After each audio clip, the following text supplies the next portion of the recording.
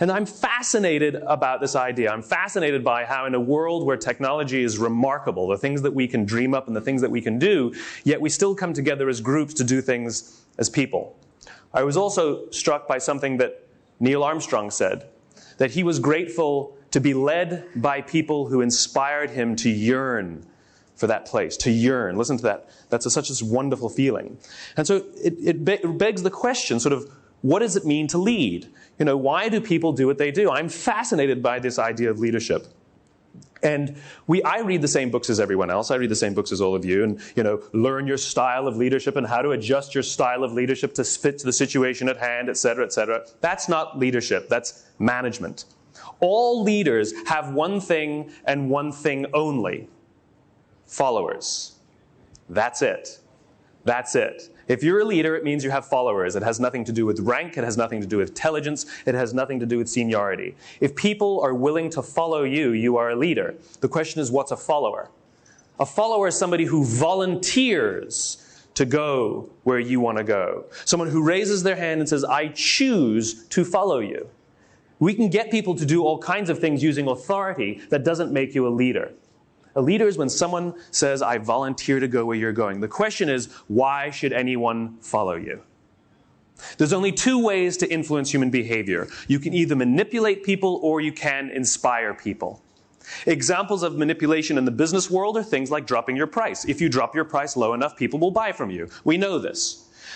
Promotions, 2 for 1, free toy inside. Or if you're in the business-to-business space, we call it value added. The concept is the same. It's giving things away for free to reduce someone's risk so they'll choose you over the competition. And it works. Innovation. What organizations like to call innovation is really novelty. Innovation, real innovation, changes the course of industries, if not the way we live our lives. Adding a camera to your cell phone is a wonderful feature, but it is not an innovation. It's the difference between steps and leaps. The problem is what most organizations think is innovation is really novelty. It's the latest shiny thing. The example I love to give is an American example about Colgate toothpaste, the brand of toothpaste. In the 1970s, there were only 2 choices of Colgate toothpaste. Do you know how many there are now? 27. 27 different choices of one brand of toothpaste. Because what happened was competition increased and the metric went down. Whether it's revenues or market share, profit, doesn't matter. The metric went down. And so they added a new product. And the population went, ooh, shiny. And we were all drawn to it. The problem is the competition copied. This is one of the problems with competition, you see. They compete. And then the metric went down again. Well, it worked the first time, so we'll do it again. And they added another product, and another product, and another product, and another product. And before you know it, you have 27 different line extensions, which means that their competition is offering about the same number of products at about the same price, about the same quality, about the same service. Literally hundreds of choices of toothpaste to choose from. And yet I have no data to show that people are brushing their teeth now more than they were before. And the best part is, what do these companies complain about now? What's their biggest challenge? How do we differentiate ourselves? This is hilarious to me, which is how do we get out of a problem that we created for ourselves? There are all kinds of other manipulations. Fear, wonderful manipulator. If any of you are parents, you know exactly what I'm talking about. You can scare people into doing all sorts of things. Aspirational messages. We're constantly being told you have to be aspirational. Give people something to aspire to. You can get people to join the gym with an aspirational message, but to get them to work out 3 days a week, that requires a little bit of inspiration. Now, I cannot dispute that these and many other manipulations work. The problem is, none of them breed loyalty. The problem is, none of them create trust. And over the course of time, they cost more money. Someone has to pay for it all. And over the course of time, it increases stress, both for the buyer and for the seller. It is stressful for us to make decisions today. In a world in which manipulation is the norm, where we are bombarded by manipulations from all sides, from all people, trying to get us to do any number of things, whether it's vote for them or buy from them or do something, the question is, how do we choose? What's right for us? It's called stress. We literally have trouble choosing these days. But it's stressful for the sellers as well. In a marketplace where manipulation is the norm, how do we stand out? How do we get heard? How do we find people to follow us? The alternative is inspiration. And there are only a few people and a few organizations that tend to rely vastly more on inspiration than manipulation. And I'll talk about some of the bigger ones, like Apple Computers, or Southwest Airlines, or Martin Luther King. And you see it not only in organizations, but great leaders as well, like Martin Luther King, or John F. Kennedy, or Nelson Mandela. And what I learned is that regardless of their size, and regardless of their industry, every single one of these leaders, every single one of these organizations thinks, acts, and communicates the exact same way, and it's the complete opposite to everyone else. All I did was write it down. And it's probably the world's simplest idea. I call it the golden circle, and it's 3 concentric circles, a bullseye.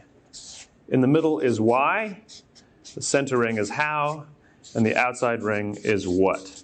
Why, how, what. It's this little idea that distinguishes those with the capacity to inspire versus everyone else.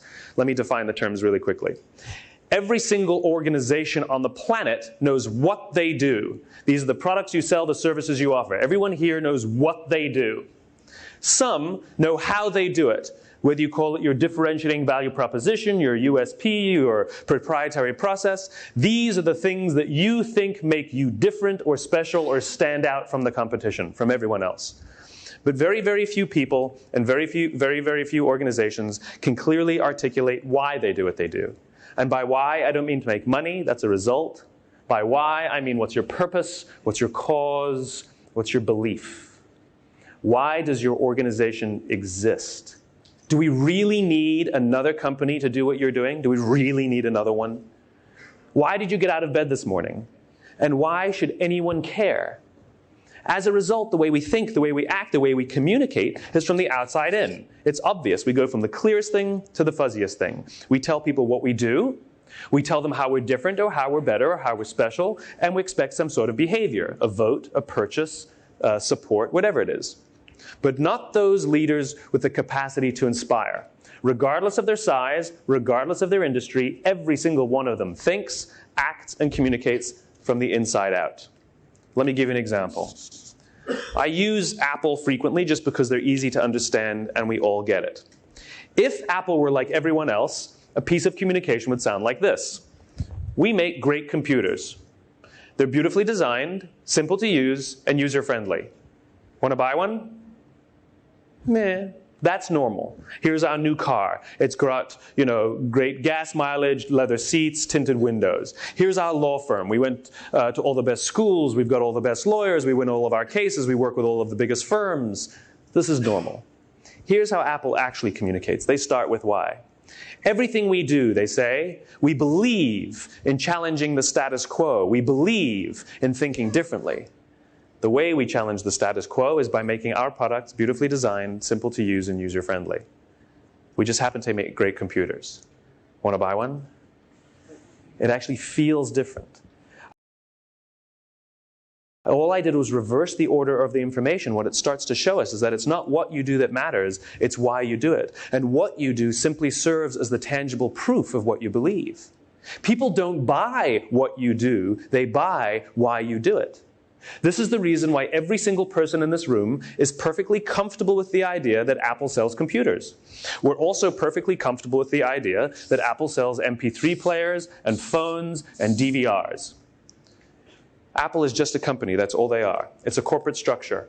Every single one of their competitors has equal and open access to the same resources, the same agencies, the same consultants, the same talent, the same media. It is a zero-sum game. The difference is, all of their competitors have defined themselves by what they do. We make computers. Apple has defined themselves by why they exist. To challenge the status quo. To give an individual the opportunity to stand up to Big Brother and choose a simple alternative. Everything they say and everything they do simply serves as proof. Dell makes perfectly good products. They're every little bit qualified to make every single product that Apple makes. And a few years ago, they tried. A few years ago, Dell came out with MP3 players and PDAs, and nobody bought one. Doesn't make sense. Why would we buy an MP3 player from a computer company? But we do it every day, because it's not what you do that matters, it's why you do it. And people don't buy what you do, they buy why you do it. For this little idea to work, we have to have three things. One, you have to know why you do what you do. If you don't know why you do what you do, how will anyone else? You have to have clarity of why. Two, you have to have discipline of how. You have to hold yourself and your people accountable to your own guiding principles and your own values. And thirdly, you have to have consistency of what? Everything you say and everything you do has to prove what you believe. This is the concept behind authenticity. People are always telling us you have to be authentic. People prefer to buy from the authentic brand. They prefer to vote for the authentic candidate. What does that mean? How do you implement authenticity? If I send you home to your work tomorrow and say, please, the next thing you do, I want to make sure it's more authentic. What's the first thing you're going to do? No clue. What authenticity means is the things you say and the things you do, you actually believe. This is caveman stuff. The reason the human race is so successful is not because we're the strongest. It's not even because we're the smartest. It's because we're social animals. It's because we have the ability to form communities and cultures. What's a community? What's a culture? It's a group of people with a common set of values and beliefs. What's a country? It's a group of people with a common set of values and beliefs. What's a company? It should be a group of people with a common set of values and beliefs. When we're surrounded by people who believe what we believe, something remarkable happens. Trust emerges. Make no mistake of it, trust is a feeling. Trust is a human experience. Simply doing everything you say you're going to do does not mean people will trust you. It just means you're reliable. And we all have friends who are total screw-ups, and yet we still trust them. Trust is a feeling born out of a common set of values and beliefs, and our very survival depends on our ability to find those people so that we can form trust.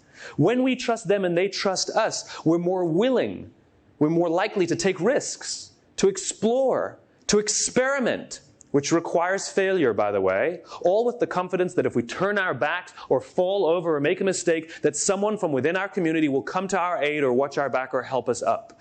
Absent trust, we still have the will to survive. The difference is, it's every man for himself. Absent trust, we all try and push each other out of the way because we got to win, we got to compete, we got to live, we got to survive. This is what happened at Lehman Brothers. Lehman Brothers was very, very good at what they did. Very, very good at how they did it. But there was no sense of purpose or cause or why that bonded the company together. And at the slightest shake, the whole thing collapsed. Not in months, not in weeks, in days. That company collapsed in days. And that's because when stress started to show up, all the individuals said, I'm out of here. Got to look after numero uno. Got mouths to feed, got bills to pay. They're not the first organization to go through hard times. They're not the first organization to suffer financial scandal. The difference is in great organizations, in great cultures, and in great communities, when there is stress, the organization comes together to solve the problem. Absent trust, we back off and the thing collapses. The most basic human desire on the planet is to feel like we belong. Again, we are social animals, and we all have the innate ability to do this. If I ask you to go out in the street and find all the people who believe what you believe, you know exactly what to do. You're going to strike up a conversation with someone. You'll either have good chemistry with them or you won't. You'll either get along with them quickly or it'll take some time. The point is, you know how to do it. Our survival depends on it. It's called dating. It's called making friends. It's called networking. We know how to do it. The problem is, it's not scalable. But if you know the symbols to look for, it becomes much easier. If I ask you to go out on the street and find all the people wearing red hats, it's easy. There's one, there's one, there's one, there's one, there's one, there's one. They're easy to spot because you know what to look for. This is what we do when we look for certain symbols and we read things about each other. Every single decision we make in our lives, as individuals or as organizations, is a piece of communication. It's our way of saying something about who we are and what we believe in an attempt to attract people so that they may form trust with us and we may form trust with them. There are people who walk around with Harley-Davidson logos on their body, right? On tattoos. This is a corporate logo. Some of them don't even own the product. But it has nothing to do with the company. It has to do with them.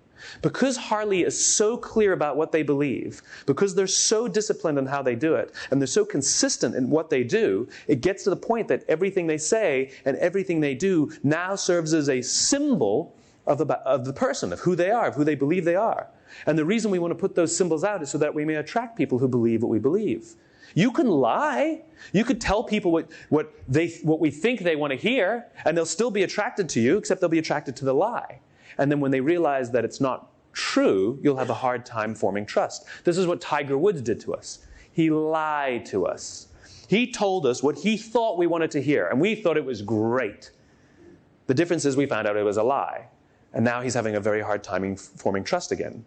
If I told you that some footballer cheated on his wife and slept with 100 women, would you care? No.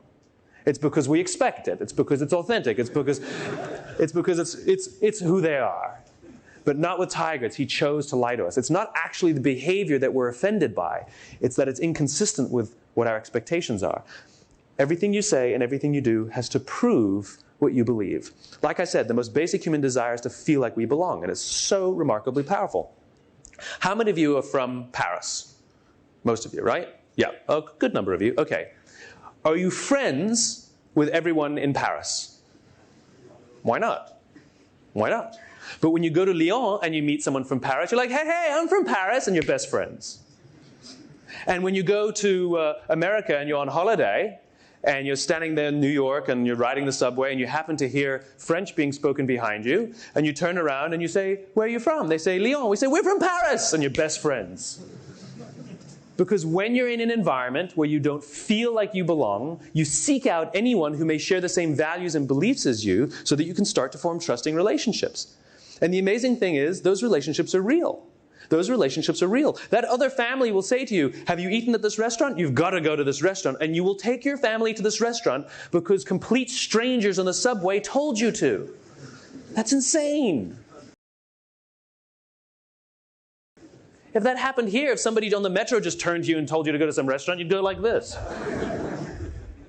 The most basic human desire on the planet is to feel like we belong.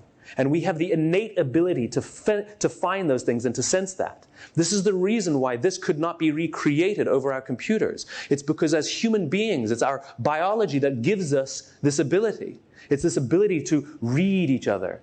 You know, the blogosphere gets very upset at me when I talk about this and how, you cannot replace these human experiences and these human feelings over the internet.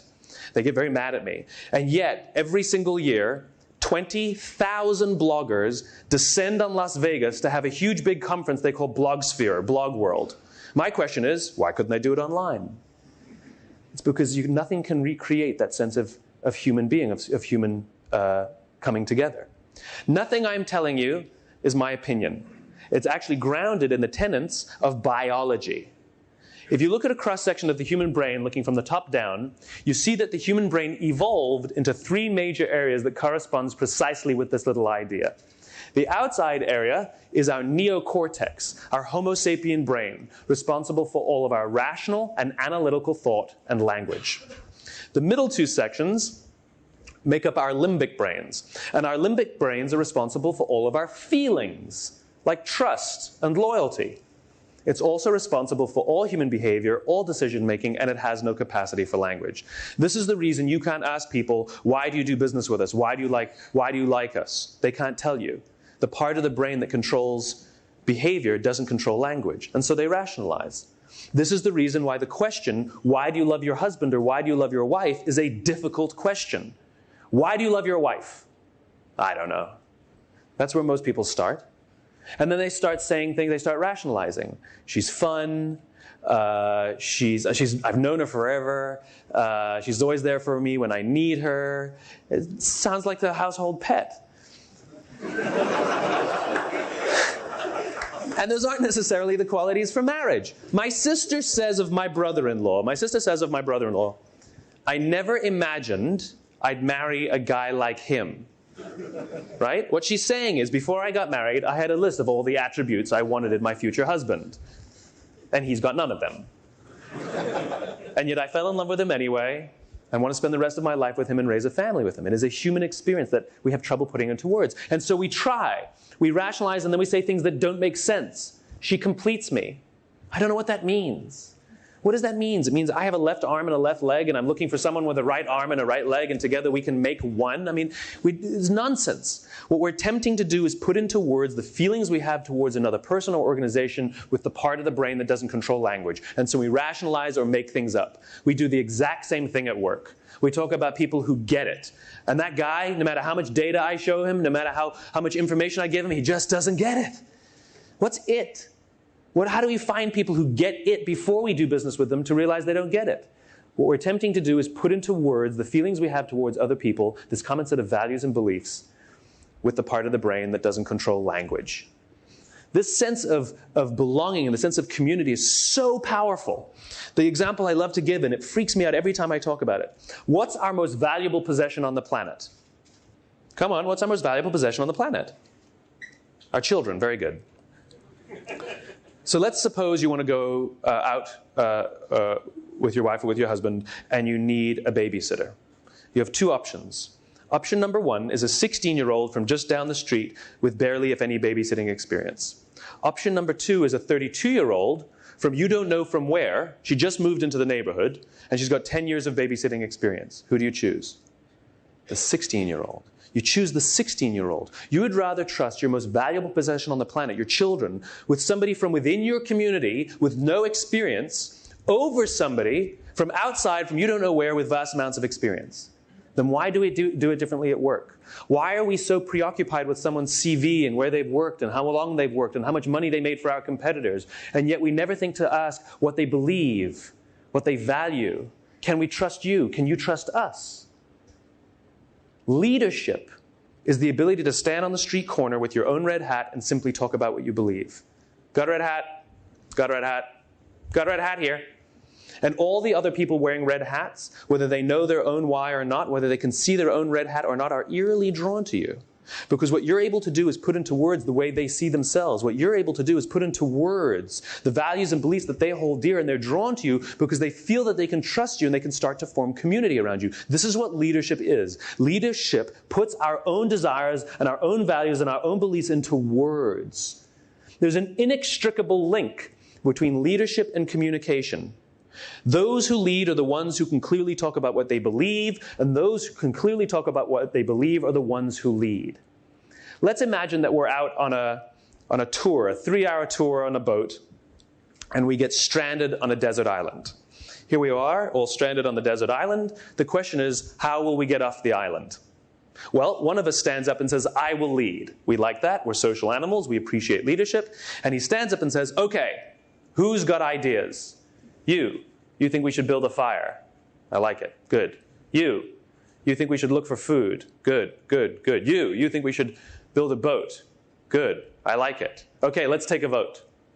At the same time, someone else stands up and says, as we were coming into the beach, I saw some masts over on the west side of the island, and I saw some smoke, which means there's a fishing village over there. And if we can get to that fishing village, we can find help.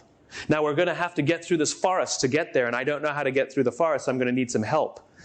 But if you want to help, I'll welcome it, and if you don't want to help, don't worry. When we get help, we'll come back and get you. The question I have for you is, who do you want to follow? Who do you want to follow? We want to follow the second guy.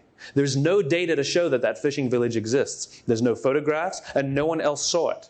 The only thing we have is his conviction, his absolute belief in the existence of that world that we cannot see. And his ability to put that future state into words that we're drawn to. And we will volunteer to go with him, maybe even take personal risk. I don't know how to get through the forest. I don't know how to cut down trees, but I will go because I believe it's important. Not for me, but for the greater group. The irony is our own survival depends on our ability to help each other. This is the irony. And here we go. We rally together. We choose to take the risk. We choose to follow. We volunteer to follow him. And we go through these woods. And it's hard. And we have to cross rivers and go around boulders and chop down trees. And eventually we come to where he said the fishing village is. And there's no fishing village. Did he lie to us? Were we just conned? Was this all a big joke? Is this all for naught? And we say to him, where is the fishing village? You said there was a fishing village. You said if we could get here, we would survive. And he turns to us and says, I believe there was a fishing village, but that doesn't matter because look what we were able to do. We were able to get through that forest together. That means that we can pick absolutely any direction on this island and we will be able to get there. That's called leadership. When people believe what you believe, they will work for you with blood and sweat and tears. When they don't believe what you believe, they work for your money. The goal is not to surround yourself with everybody who needs what you have. The goal is to surround yourself with people who believe what you believe. There are a million reasons why people will do business with you that have nothing to do with you. You happen to meet some checklist that they have. They happen to hate your competition more. There's a difference between repeat business and loyalty, you see. Repeat business means I'll do business with you over and over and over again. Loyalty means I'm willing to turn down a better product at a better price to continue to do business with you. And it's the loyal ones, those who feel like they belong, those who doing business with you gives them some sense of identity or belonging. Those are the ones. Those are the ones who do great. And the reason is because it becomes personal. It becomes personal. We use these symbols, we use these companies, we use these leaders, we use these organizations as tangible ways of saying something about who we are. This is why people with Macintosh computers love opening their computers in airports. They love for us to see the computer they're using. How many of you love your Macintosh computer or know someone who loves their Macintosh computer? Okay. Rationally speaking, based on facts and figures, data, right? Factually speaking, Macs are substandard computers. They're at least 25% more expensive, sometimes double the price of their PC counterparts. There's less software, there's fewer peripherals, and I know because I switched to a Mac, they're absolutely slower. Rationally speaking, no one should ever buy one. But they do, over and over and over again. And when they decide they're going to buy one, they don't do any competitive comparisons. They're not comparing the price and the data and the features from one product to another. They simply decide, that's the one I want, and they go and choose it. And if you ask somebody who loves their Mac, why do you love your Mac? They don't tell you. Well, you see, I see myself as somebody who likes to challenge the status quo. And so it's very important for me to surround myself with all the people and the products and the brands to prove to the outside world who I am. Because I'm using these things as symbols to tell people about who I am in an attempt to attract people who believe what I believe so that I can start to form strong bonds of trust because my own survival depends on it. Biologically, that's what happened in the part of the brain that controls behavior but not language. And so they rationalize. It's the user interface. It's the simplicity. It's the design. And they say things that don't make sense. I'm a creative person, whatever that means. At the end of the day, what they're doing is they're using this symbol to say something about who they are, which is why people with Macs will never put big stickers of their families over the tops of their computers. It'll never happen. Cover up that beautiful glowing apple? Never. Never. And have you ever seen a dirty Macintosh? That's because they clean them. How many of you have broken out the glass cleaner simply to clean your HP? It doesn't happen. Never. But people with Macs will sit there and clean their computers, right? Because we have to keep it clean, because it is a symbol of who I am. And when you tell them, you know that you bought a substandard computer, they start foaming at the mouth, and they start getting angry, and they'll probably call you an idiot. And the reason they take it so personally is because you didn't insult their computer, you insulted them. Because Apple is so clear about what they believe, so disciplined in how they do it, and so consistent in what they do, that symbol now serves as a representation of who I believe I am. And if I surround myself with enough of these symbols, if I'm consistent enough, you'll know something about me. It's the same thing as a flag. What's a flag? A flag is just a logo. A flag is just a symbol.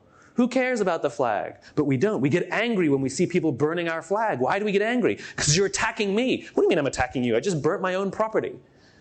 No, we get angry because it's a symbol of our values and beliefs. And when you attack the flag, it's the same as attacking me. Where do you think the mafia comes from? You killed my cousin. Now I have to kill your whole family. You didn't do anything to me.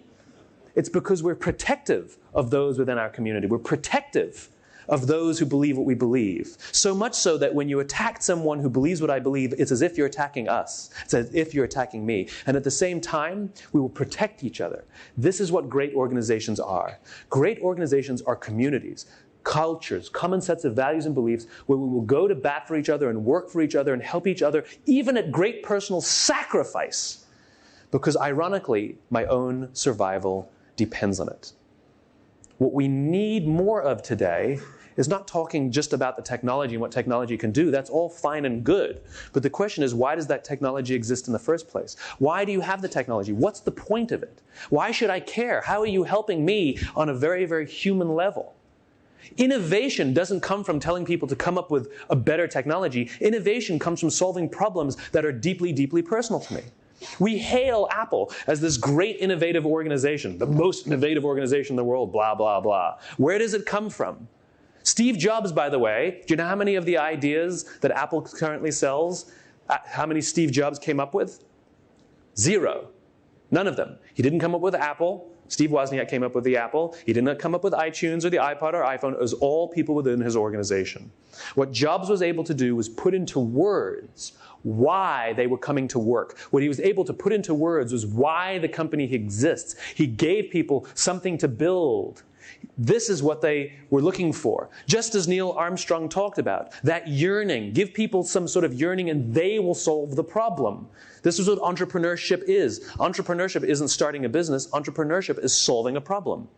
35 years ago, when before Apple even existed, Steve Jobs and Steve Wozniak were standing in a garage in Cupertino, California, and they made something they called the little blue box. It allowed people to avoid paying long-distance rates on their phone bills in a day and age when there was only one long-distance phone company. They were challenging Ma Bell, the existing status quo phone monopoly. And then they started Apple, and they challenged Big Blue, IBM, the existing status quo monopoly computer platform. And then they challenged Microsoft, and then they challenged the music industry, and then they challenged the phone industry. Now they're challenging publishing, and if you're in television or movies, you're next. It is just a repeating pattern. It is other people in the organization who came to work and looked for things that restricted human opportunity. They looked for things that held the individual down, and they used the technology as a way of giving people to challenge that, giving them an option. It's remarkable, and it's a repeating pattern. Even if you look at all of their advertising and all of their communications for the past decades, it's all exactly the same. That 1984 commercial, that wonderful Ridley Scott commercial, that woman runs into the Orwellian scene and throws the hammer through the screen. It's one individual challenging the status quo. And then you have, hi, I'm a Mac. Hi, I'm a PC, an individual. And you have one person standing there listening to their iPod. It's always an individual. It's always an individual. It's always I. And Jobs is constantly talking about the revolution this and the revolution that. It is a cause. Think different is a belief. It is not a product differentiator. What distinguishes one organization from another is not simply what you do, it's why you do it. And if people believe what you believe, they'll be drawn to you as if you were their own. The goal is not to surround yourself with people who need what you have. The goal is to surround yourself with people who believe what you believe. And the reason is because of something called the law of diffusion of innovations. If you don't know the law, you definitely know the terminology. What the law of diffusion tells us, standard deviation, bell curve, is that the first 2.5% of our population are our innovators. The next 13.5% of our population are our early adopters. The next 34% are your early majority, then your late majority, and the last 16% are your laggards. The only reason these people buy touch-tone phones is because you can't buy rotary phones anymore. We all fit at various times at various reasons across this standard deviation. What the law of diffusion tells us is that this population, the innovator and the early adopter population, are very comfortable trusting their guts. They're very comfortable making intuitive decisions. Remember that biology? The part of the brain that controls decision-making doesn't control language, but it does control feelings. This is where gut decisions come from. There is no part of your stomach that controls decision-making. And it's not in your blood, and it's not in your bones, and it's not in your soul, and you're not following your heart. Let's win hearts and minds. It's winning minds and minds. This is the reason why we talk about decisions feeling right. We say just feels right. Why would we use the verb to feel to describe a decision? It's because the part of the brain that controls feelings controls decision-making. That's why. It just doesn't control language. And so we ascribe it to different parts of the body. These people are very comfortable trusting their guts and making those intuitive decisions. This population, the majority, is more cynical, more practical. They absolutely care about things like price and quality and service and features. The problem is that they will not try something until someone else has tried it first. These are the people we have to drop our price, offer value added, come up with all the promotions, because we have to reduce their risk to try something unfamiliar. These people happily try new things that have never been tried before, simply to reflect something what they believe.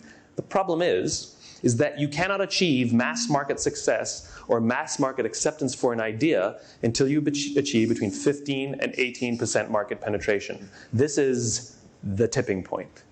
It's a social phenomenon. The problem is that it's hard to get there. And when I talk about 15 to 18%, I don't mean of the mass population. I mean 15 to 18% of people who believe what you believe. It's easy to get 10%. If you ignore everything I'm telling you today, I promise you can get about 10% loyalty. You have about 10% of your customers who love you. Not like you. Like is rational. Love you. It's emotional. You ask somebody, do you like your job? I really like my job. I get paid well. I like the people I work with. I like the challenge. Do you love your job? Oh, I wouldn't go that far. Like, we know there's a hierarchy. Like is rational, love is emotional, right? It's easy to get about 10%. The law of averages will say you have about 10%. But it's hard to get this tipping point. This is what Geoffrey Moore in his book, Crossing the Chasm, talks about. This is the chasm. So the question is, how do you get those people? And this is where leadership matters. This is when you talk about what you believe. I'll give you two examples. I'll give you a business example and a social example. In the United States, we have a brand called TiVo, which is a brand of DVR. TiVo basically invented the category and has been around for about 11 or 12 years. Now, when you ask any company, why did your company fail or why did your product fail, they will usually give you some combination of 4 reasons. They'll either tell you that it was undercapitalized, didn't have enough money, that's very popular. Poorly executed, that's a common one, we didn't have a good product. We had bad people, had the wrong people, or bad market conditions. That pretty much explains absolutely every failure there is. TiVo had the recipe for success. They had everything that we consider what we need for success. When their product was introduced about 11 years ago, to this current day, it is the single highest quality product on the market. No one will dispute that. It's an incredibly fantastic product. So execution flawless. People, they hired the best engineers money could buy. Market conditions. The unaided awareness of TiVo is through the roof. We use it like a verb. I TiVo things. And they had venture capital up the wazoo. So money, no problem. Money was no problem. TiVo is a commercial and financial failure. They've never made money. And when their company went public, the stock launched at about $40 or $50 and then very quickly plummeted, and except for a couple of little blips, has never traded above $10. And the reason is because they took this brilliant product, this brilliant piece of technology, and they attempted to tell the mass market what the product does. They attempted to convince with facts and figures what the product does. They said to the mass market, we have a product that pauses live TV, skips commercials, memorizes your viewing habits, and records on your behalf without you even asking. And the cynical, practical majority said, I don't need it. I don't like it. I don't want it. You're scaring me. And so they didn't buy one. There were a few who did, a few early adopters who did, but it didn't make a difference. And the company has done very poorly. Imagine if they had told this population why the product exists. Imagine if they had said, if you're the kind of person who wants to have total control over every aspect of your life, boy, do we have a product for you. It pauses live TV, it skips commercials, it memorizes your viewing habits and records on your behalf without you even asking. In this instant, what the product does serves as the tangible reasons to believe it. They're not the reasons you use to convince somebody to choose you over the competition in the first place. It's not what you do that matters, it's why you do it. And people don't buy what you do, they buy why you do it. I'll give you my favorite example. It's a social example. In the summer of 1963, 250,000 people showed up on the mall in Washington, D.C. to hear Martin Luther King give his famous I Have a Dream speech. There were no invitations sent out, and there was no website to check the date. How do you do that? How many emails did you get to be here today? And there's only, a few hundred people? 250,000. Dr. King was not the only man in that country who knew what had to change to bring about civil rights over there. He wasn't the only great orator. He wasn't the only man who suffered in a pre-civil rights America. In fact, he wasn't even the perfect man. He had his complexities. We just don't talk about those things. The difference is he didn't go around telling people what we need to do, what we need to do, what we need to do. He went around and told people, I believe, I believe, I believe. And people who believed what he believed took his cause and made it their own. And they told people what they believed. And those people took that cause and made it their own. And they told people what they believed. And lo and behold, on the right day, on the right time, 250,000 people showed up to hear him speak. How many of them showed up for him? 0. They showed up for themselves. It's what they believed about America. It's the America that they wanted to live in. It was the country that they wanted to raise their children in, that inspired them to get on a bus, travel for 8 hours, and stand in the sun in Washington in August simply to hear him speak. Showing up was one of the things that they did to prove what they believed. And by the way, he gave the I have a dream speech, not the I have a plan speech. Nobody was inspired by any plan ever. The goal is not to talk about what you do. The goal is to talk about what you believe.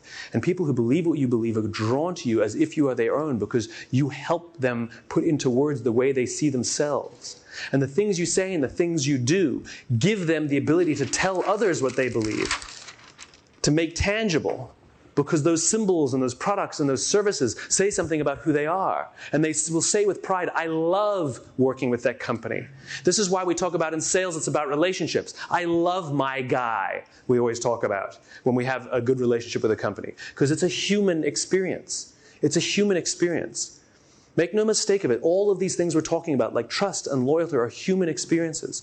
Technology and the internet are wonderful things to speed up transactions. They are wonderful things to connect people, to spread information, absolutely. But it's very, very difficult to form strong human bonds through the internet, just like we talked about with Blog World. The internet can live alongside, and technology can live alongside the human experience, but it cannot replace the human experience. Your friends are not on Facebook, and your network isn't on LinkedIn, and you're not having any conversations on a blog, and you're not having a dialogue on Twitter. Those aren't human experiences. If you compare the way we actually have conversations where we interrupt each other and we advance ideas versus the way people communicate online, it's sort of my idea, my idea, my idea. Hey, that's a good idea, Steve. That agrees with my idea. My idea, my idea. Hey, you're an idiot. My idea, my idea. And if you ask any retailer on the planet who's ever come out with a blog for their customers to give feedback, the number of innovations that have come out of the feedback from those blogs, the answer is 0. None. Because people just use it to complain and moan. And there's no vulnerability and there's no risk in doing things online, which is the reason we put ourselves out there like that. Risk requires this. Vulnerability requires this. And when you feel that someone's willing to tell you something genuinely about who they are, you can start to form strong bonds of trust. There's something called a parasocial relationship. A real relationship is when we know a lot about each other and we start to learn about each other. A parasocial relationship is one person knows more about the other person than they know about you. And you start to form a strong bond, except it's one-sided. This is what happens with fame, with celebrities. We know all about them, but they don't know even that we exist. And we know about their lives, we know about their social lives, we know who they're dating, we know about their careers, and we follow them as if they're our friends. And we call them we're on first name basis with them, right? We call them by their first names as if we know them. It's a parasocial relationship where we feel that we know them, but they don't know us. The problem is all those feelings associated are absolutely real. They feel absolutely real. The opportunity for innovation is not to just tell people in the outside world, do this, do that. The opportunity is to bring people together so the feeling is mutual. So we work together to advance a problem. So we work together to get to that fishing village because our own survival depends on it. If people don't feel that you're in it as well with them, if they don't believe that you believe what they believe, then there's not going to be any strong human bond.